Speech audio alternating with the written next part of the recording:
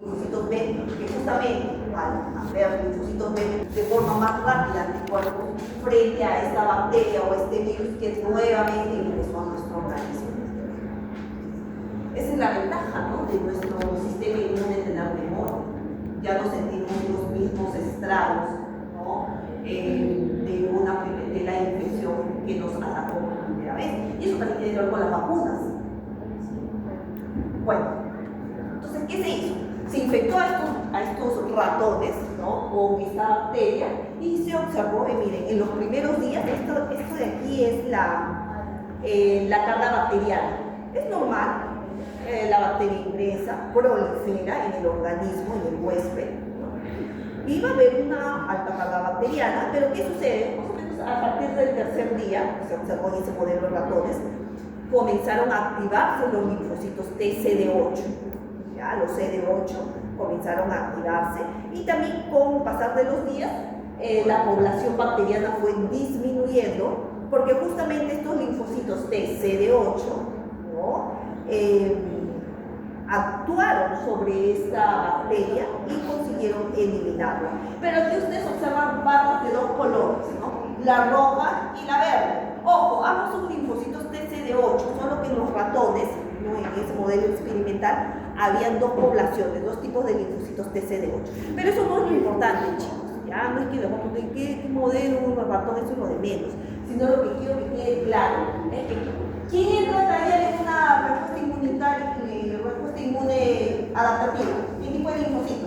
TCD8. Eso es lo que quiero que quede claro, ¿no? Y lo vemos en este estudio que se hizo en ratones. Claramente, cuando se hizo el modelo en ratones, después se fue monitoreando la respuesta inmune, se observa que con el pasar de los días, ¿no?, aumenta la población de linfocitos TCD8, los cuales se hacen la pelea, vamos a decirlo de forma más simple, ¿no?, van a actuar contra esta bacteria, ¿no? Luego con el pasar de los días, la bacteria es eliminada, el modelo animal, o en el caso que fuera la persona se sana, ¿no?, se puede sanar, a menos que se vaya sangre y pueda producir una septicemia, pero de forma general, una lucha, una pelea, el microorganismo es eliminado y luego se observa que después hubo una segunda infección, una infección secundaria, donde aquí ya vemos que la carga bacteriana es menor comparada con esta de aquí.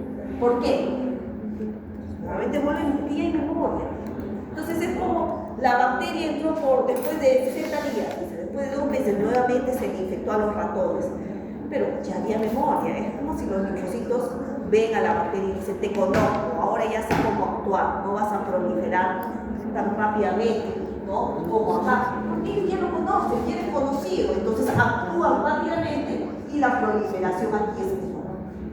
Las bacterias ya no se proliferan porque las otras están con su metralleta ahí, como si estuvieran con su metralleta, los soldaditos, ¿no?, ya lo conocen, entonces saben a dónde ir.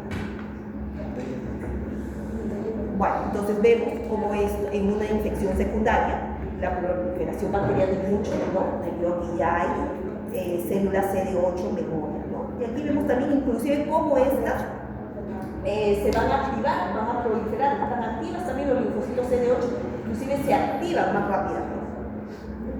Bueno, eso es, básicamente se hizo ese estudio para ver cómo era la respuesta inmune, ¿no?, que entran a tallar acá con los CD8. Y aquí habla, bueno, no voy a estar repitiendo porque lo oí más. Aquí habla de la infección en el feto y en el neonato. Les comentaba que en mujeres embarazadas, ¿no?, o en gestantes, esta bacteria consigue atravesar la placenta y puede causar, como les decía, abortos espontáneos y también, ojo, en el neonato podría producir una meningitis. Esa partecita sería lo importante. Ahora vamos a pasar a ver lo que es la peste bubónica, ¿ya? Yersinia pestis. Peste bubónica.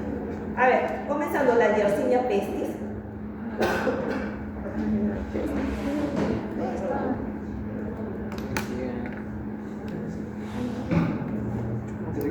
Aquí siempre casi llevo la vez pasada estaba. Ay, sí, vi.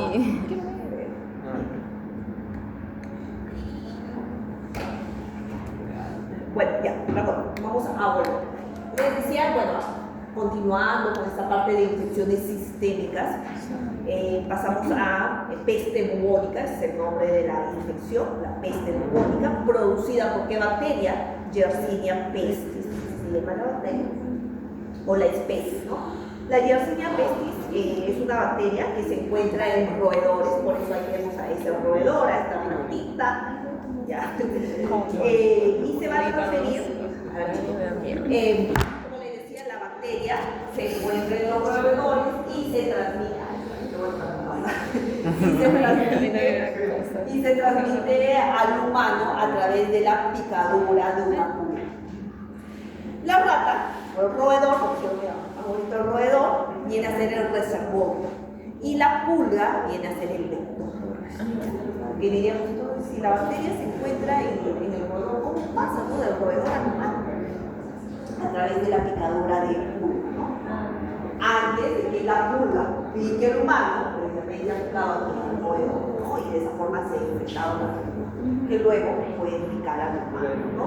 Y producir esta infección que es la peste bubónica. Bueno, entonces, la peste bubónica, que se llama, se caracteriza por la aparición de bubones. De ahí viene el nombre. ¿Qué son los bubones? ¿Alguna idea? Unas bolas. Por ahí va. Bolitas. Sí. Bubones. Sí, por ahí va. Bolitas. Y serían unas bolas de qué? ¿Inflamación de qué? Ganglios. Ganglios. De ahí justamente viene el nombre de peste, o sea, el nombre de bubónica, el término bubónico, porque se caracteriza justamente por la aparición de bubones. Y los bubones vienen a ser los ganglios inflamados. Entonces, aparecen estos ganglios inflamados a nivel de la ingle, a nivel del cuello, a nivel de las axilas. ¿Sí? ¿Qué pasó? Ahora los ganglios inflamados. Les comentaba que los roedores vienen a ser los reservorios, la pulga el vector que va a transmitir esta bacteria a los humanos.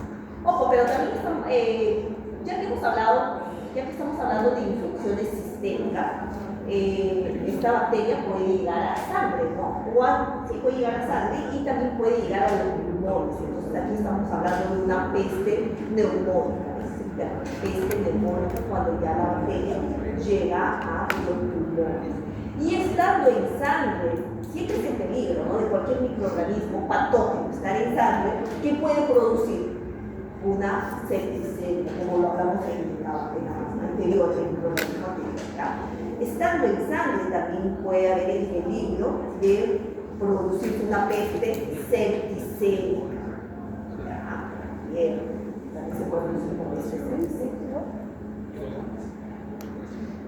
Bueno, la enfermedad, vamos a hacerlo así, ¿no? Una vez que se instala, puede propagarse en diferentes lugares, ¿no? Con alta, sobre todo en lugares donde hay una alta densidad de roedores, ¿no? Y pulgas infectadas, cuando no hay una higiene y control de las plagas. No dejar que se proliferen estas pulgas, estos roedores, porque acaban poniendo también en peligro la vida de las personas. Y no solamente los roedores acaban siendo reservorios de peste bubónica, también son, o de reservorios, perdón, de Yersinia pestis, porque la peste es la enfermedad, no solamente el reservorio de Yersinia pestis, sino también de otras bacterias patógenas, que es la siguiente que vamos a ver, pero todavía no me adelanto. Bueno, así como hay la especie Yersinia pestis, también encontramos otras especies de Yersinia, la Yersinia enterocolítica y la Yersinia pseudotuberculosis. Estas, por ejemplo, la enterocolítica y la pseudotuberculosis, es el nombre que tienen de estas especies de Yersinia, van a ingresar por vía oral, a diferencia de la Yersinia pestis, que ingresa ¿cómo? Al humano, por la picadura de la pulga, ¿no? Hay que tener claro. Entonces, en este caso, la Yersinia enterocolítica y la Yersinia pseudotuberculosa ingresan vía oral por el consumo, por ejemplo, de carne de cerdo mal cocida, ¿no? O también por el consumo de algunos vegetales, ¿no? Ustedes observan, ¿no? Una vez que ingresan por vía oral, básicamente estas van a producir síndromes o afecciones o infecciones a nivel gastrointestinal. Si ustedes recuerdan, si no me equivoco, creo que fue práctica, en la semana 10 de infecciones gastrointestinales, había una tablita de E. coli, de las diarreas que produce, y ahí estaba Yersinia enterocolítica, ¿ya? La especie enterocolítica, que es diferente a la peste, ¿ya? Que es la que produce la peste bubónica, por favor, tengan cuidado, ¿no? Solo que era importante, ¿no?, mencionar que hay también estas especies que producen infecciones a nivel gastrointestinal. Bueno, ahora sí, entonces volvamos nuevamente a la Yersinia pestis. Acá abajo está la Yersinia pestis, que es, bueno, cómo es introducida al ser humano a través de la picadura de la pulga infectada con esta bacteria. Bueno, una vez que se produce la picadura, esta bacteria puede llegar vía linfática a los nódulos linfáticos, ahí donde se produce la inflamación de estos nódulos, que se observan como especies de bultos, bubones. Miren el nombre de peste bubónica.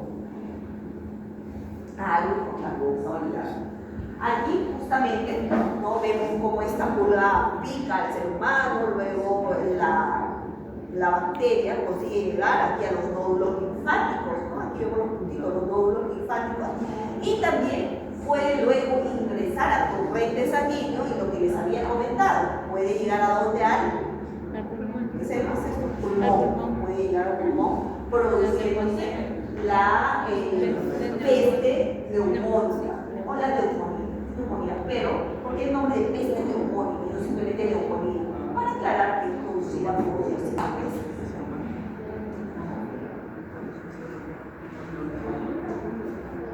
No sé, la peste negra también, ¿no? La peste negra fue por eso también.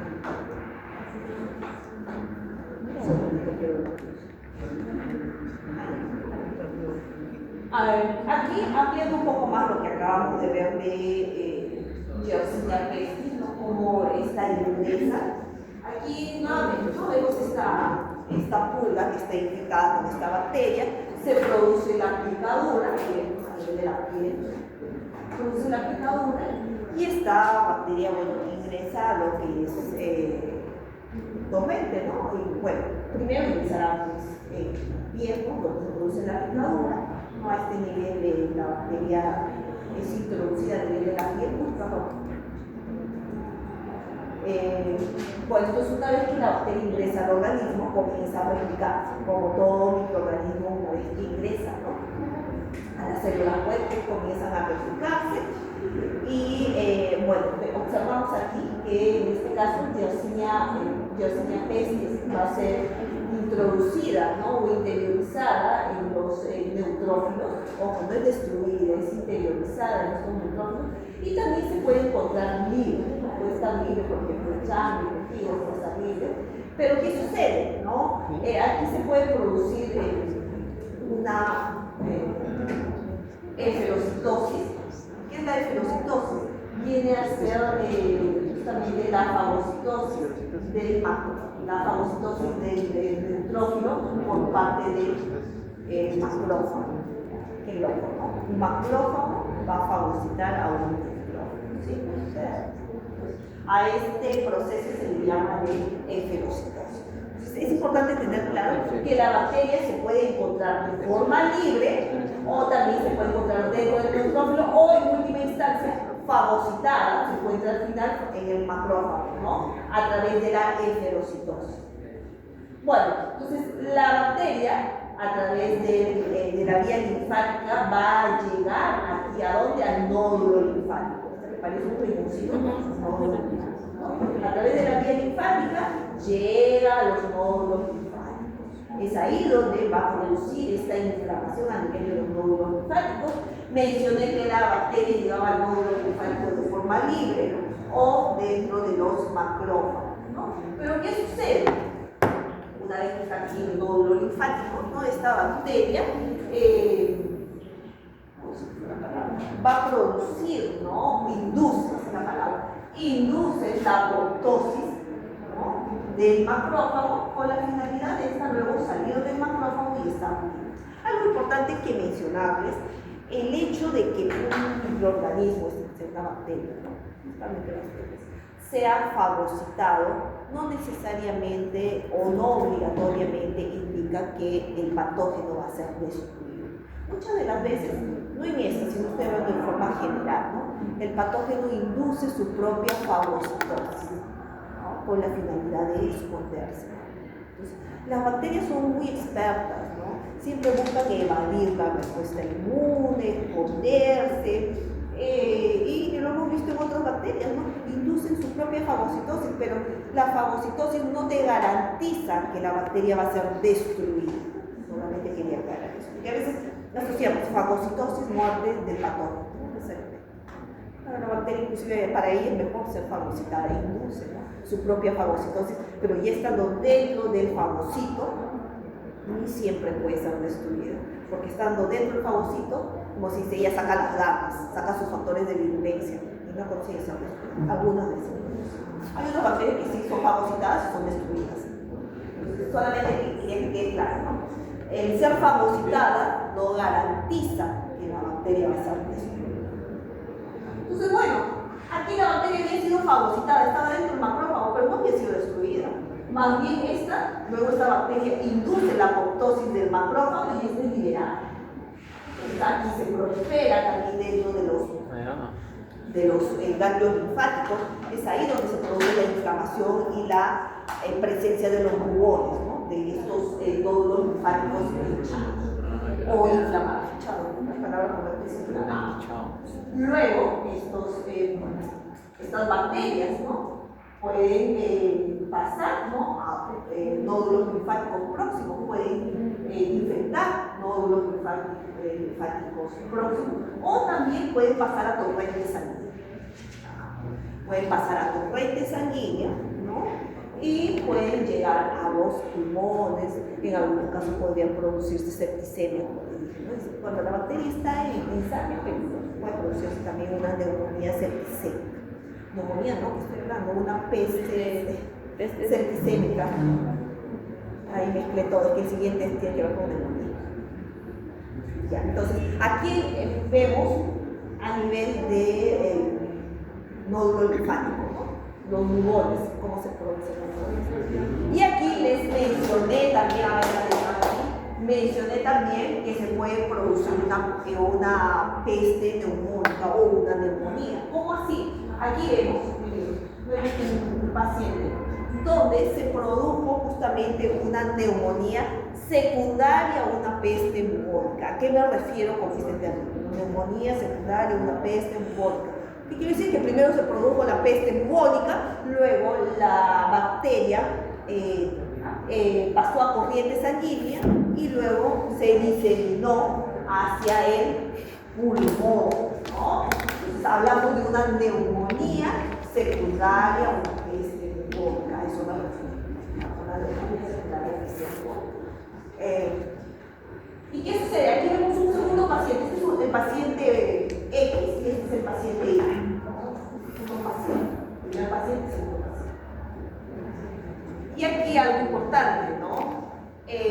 Si bien es cierto, habíamos hablado que esta bacteria ingresa en el ser humano a través de la picadura de pulga, pero en este caso, cuando ya hablamos de esta neumonía que se genera de forma secundaria a una peste bubónica, bueno, aquí tenemos este paciente con neumonía. Este paciente puede toser, estornudar y puede expedir, ¿no? Puede eliminar gotículas que van a permanecer suspendidas, aerosoles, con la bacteria. Y esta segunda persona, un familiar, alguien que está próximo, puede inhalar estas gotículas, estas gotitas que contienen la bacteria y puede ingresar por inhalación. Ojo, miren, es una forma diferente también. El gotículo es por inhaladura, ¿no? Pero en este caso, ¿no? También podría ingresar por inhalación de estas gotículas de un paciente que tiene una peste neumónica, una neumonía, ¿no? Secundaria a una peste bubónica. Entonces, ¿qué sucede con este segundo paciente, ¿no? Con esa persona que estaba próxima a este paciente, acaba inhalando y la bacteria ingresa por inhalación y se dirige hacia, por ejemplo, pulmones. Y aquí se produce una neumonía, una neumonía por esta bacteria, o una peste neumónica. Aquí ya no estamos hablando de una infección secundaria, aquí ya estamos hablando perdón, cuando hablo de infección secundaria no se confundan con lo que mencioné anteriormente. Cuando hablo de infección secundaria a peste bubónica, ¿no? Aquí ya estamos hablando directamente de una neumonía por esta bacteria.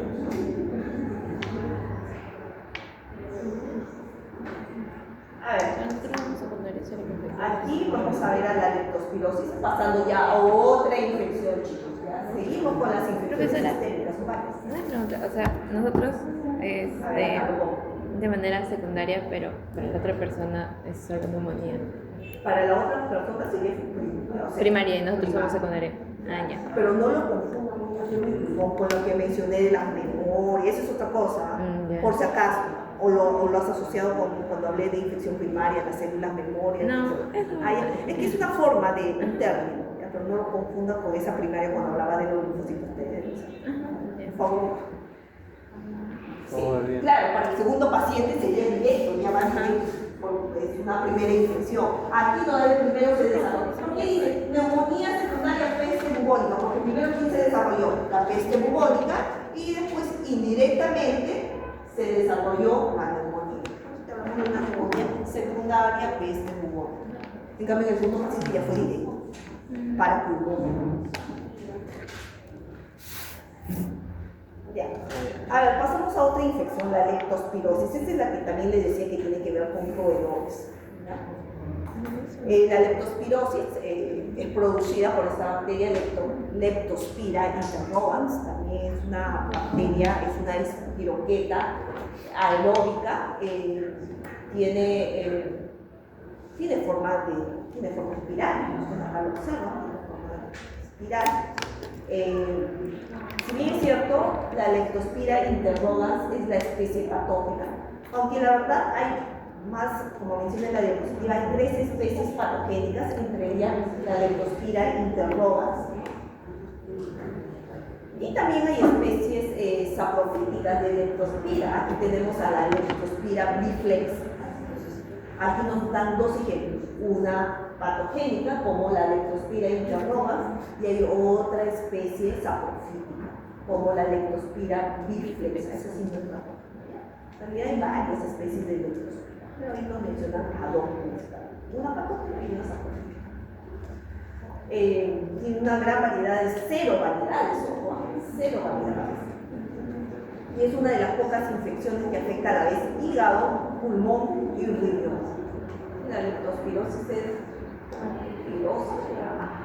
y no solo, si bien es cierto dice a la vez, ¿no? Hígado, pulmón y riñón, pero también acaba afectando otros órganos, que lo vamos a ver más adelante.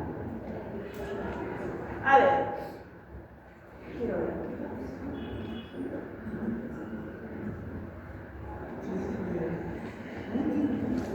Ya, aquí chicos, a ver, con respecto al ciclo de transmisión de Leptospira, ¿cómo es ese ciclo de transmisión? Los animales salvajes, ¿no? De vida silvestre, y los roedores, los roedores son los reservorios de esta bacteria. Entonces, esta bacteria, la Leptospira, la Leptospira interrogans, ¿no? Se encuentra en estos animales roedores y también animales salvajes, ¿no? De vida silvestre. Y bueno, si bien es cierto, se encuentran en estos animales, ¿cómo llega al hombre? Sería la pregunta. En el anterior patógeno era por picadura. Aquí es diferente. Aquí, por ejemplo, vamos a ceñirnos a los roedores, es algo frecuente, ¿no? Recuerden que estamos acá en la ciudad, animales silvestres, animales salvajes no están en contacto con nosotros, no es tan común, ¿no? Entonces vamos a ceñirnos a los roedores. ¿Qué sucede? La bacteria se encuentra en la orina de estos roedores. Entonces el suelo, agua pueden contaminar. Estos roedores se orinan en aguas, en charcos de agua, ¿no? En algunas plantaciones pueden haber roedores, y si estos roedores presentan a esta bacteria, pues esta bacteria van a ser eliminados a través de la orina. De esa forma, si la persona tal vez está andando en un lugar descalzo, porque entra a través de la piel. Entonces hay un contacto directo con la piel, alguna abrasión en la piel o también a través de mucosas en la bacteria. ¿Mi alrededor no le puede contagiar, por así decirle, al gato y el gato a nosotros? Porque es muy fácil ingreso, ingresa por piel. Entonces, por ejemplo, hay lugares, acá en Perú hay casos de leptospirosis, hay lugares en la selva, creo que en laboratorio, en práctica se va a ver también leptospirosis, y ahí hay algunos casos de lugares donde se produce, ha habido casos de leptospirosis, por ejemplo, en lugares donde llueve, donde hay huaico, ¿no? Las personas tienen que salir y botar el agua, ¿no? Están botando el agua, pero es algo que muchas de las veces están las ratas por hecho, ¿no? Sí, solamente las ratas. Pero las personas están ahí también con sus sandalias, hay una. Lo ideal no es arriesgarse, se deberían poner esas botas de higiene, ¿no? Salir a hacer toda la limpieza, porque nadie te garantiza que la parte de afuera donde está todo ese lodo, todo eso, que está contaminado, y no solamente con orines de ratas, sino también puede haber otros microorganismos, hongos, etc. Entonces, lo ideal, lo correcto para que la persona se proteja sería, ¿no? Hacer la limpieza, botar esa agua, protegiéndose con botas, ¿no? Porque, como les decía, ahí podía haber estado una rata, puede haber orinado y puede ingresar. A esta hora ya voy a terminar. No, yo le dije a la delegada que era por tema médico. Sí, profesora, le iba terminando de hablar. Llegué tarde, que me vengo desde Magdalena. Wow, pero ya estamos Pero terminando. Bueno, ya yo sí de manera igualita desde no me he dicho nada, pero sí me dice que me iba a decir. Sí, es que, Pero sí dice que me iba a decir. es que si Porque le ella digo. lleva las cosas a la clase, creo que por eso. No, mi, fue 10 minutos nada más.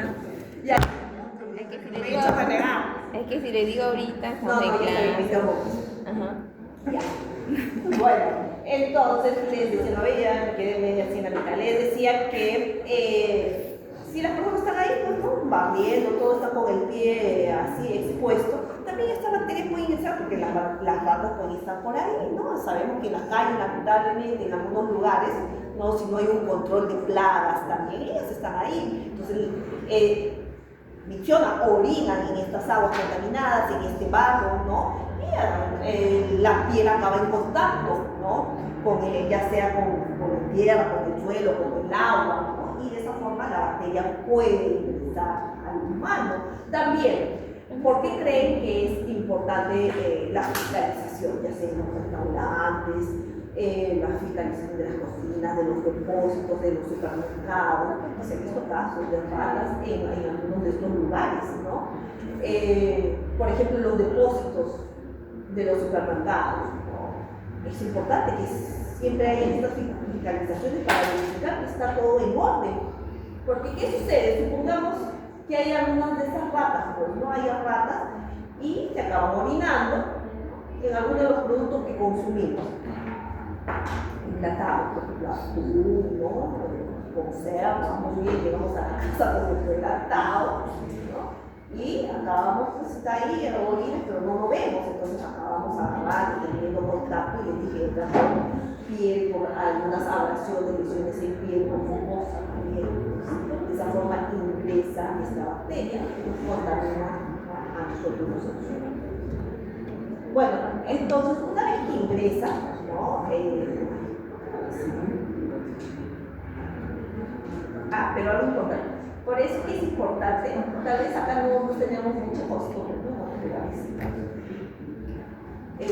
Cuando se compra un enlatado, así como lavamos un plato que está sucio, también lavamos un enlatado. A veces vamos directo, no directo a abrir la lata de atún, qué rico.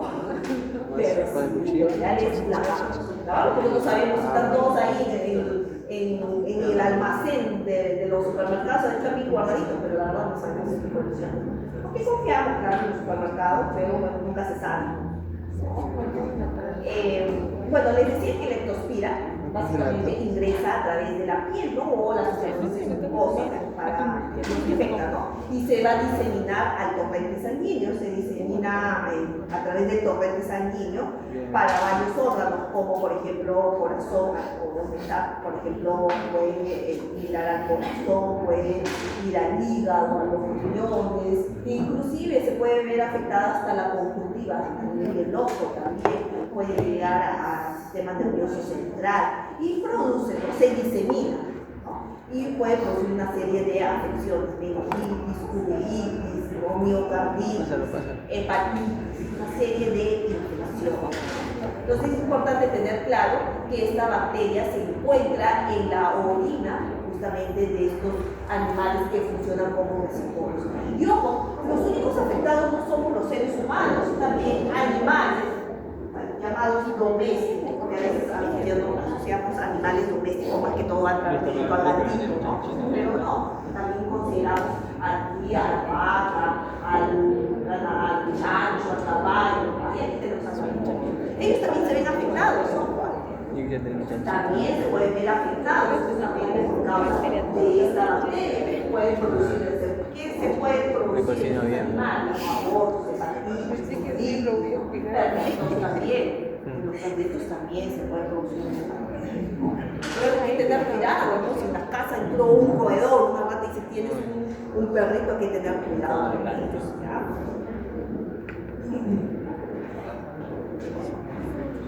Bueno, en esta imagen podemos ver algunos factores de virulencia de esta bacteria y su interrelación con justamente algunos componentes de la membrana extracelular de la célula huésped.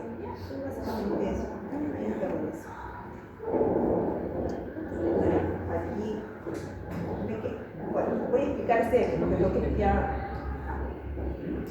me faltan 5 minutos. Y explico de aquí y paso lista ya para ya finalizar. A ver, con respecto a la patogénesis. Mencioné que básicamente la bacteria ingresa a través de la piel, ¿no? De la piel, de la mucosa. Posteriormente ya el torrente sanguíneo va a afectar a diferentes órganos, ¿no? Acá hay una triada con respecto a los síntomas. Voy a aumentar la triada. Es importante, ¿no? Los 3 síntomas principales en leptospiremia o leptospirosis, ¿no? Leptospiremia es otra cosa, ahorita lo explico. La triada básica: fiebre, dolor muscular y fatiga. Esta es la triada, ¿ya? Con respecto a los síntomas. A ver, atención, ese dato es importante, esa triada de ahí de síntomas en leptospirosis: fiebre, mialgia y fatiga. Y los 3 signos, porque no son síntomas, pero no son signos, ¿no? Inflamación a nivel de la conjuntiva, dolor muscular y también un aumento de los linfonodos, de los nódulos linfáticos.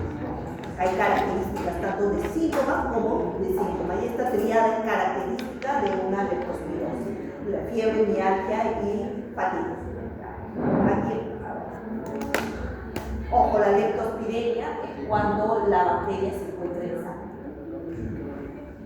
sangre y también aquí después lo voy a volver a explicar en sangre y hablamos de leptospiremia. Es una fase, porque esta enfermedad es bifásica, tiene la fase de leptospiremia y la fase de inmunidad, cuando ya se producen los anticuerpos.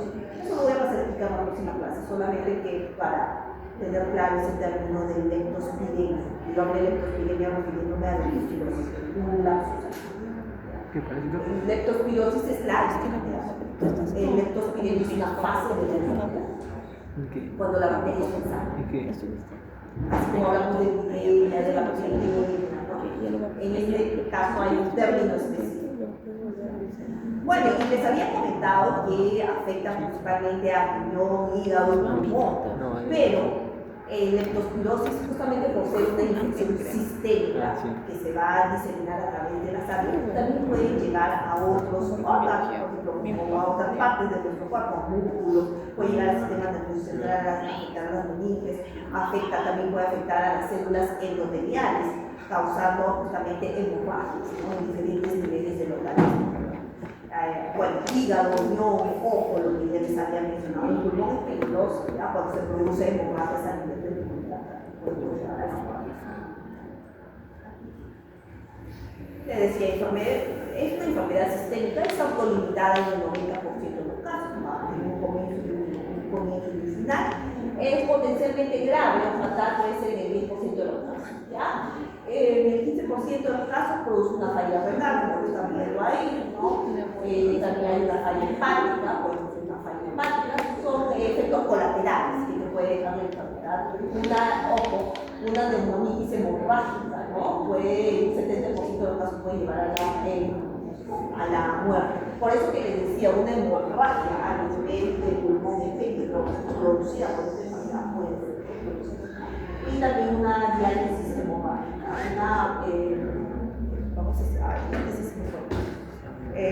cuando hay una, fue el interno.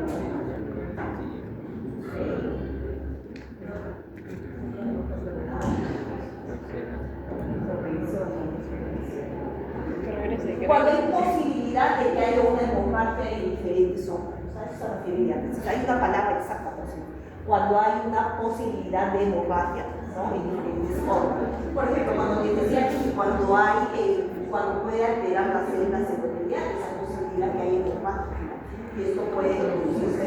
Sabemos que nuestro sistema es irrigado, todo nuestro sistema es irrigado, y esta hemorragia se puede producir en diferentes partes de nuestro cuerpo. Hay posibilidad. Ya, la diálisis hemorrágica es la posibilidad de hemorragia que pueda producirse en diferentes partes de nuestro organismo. A eso se refiere con diálisis hemorrágica.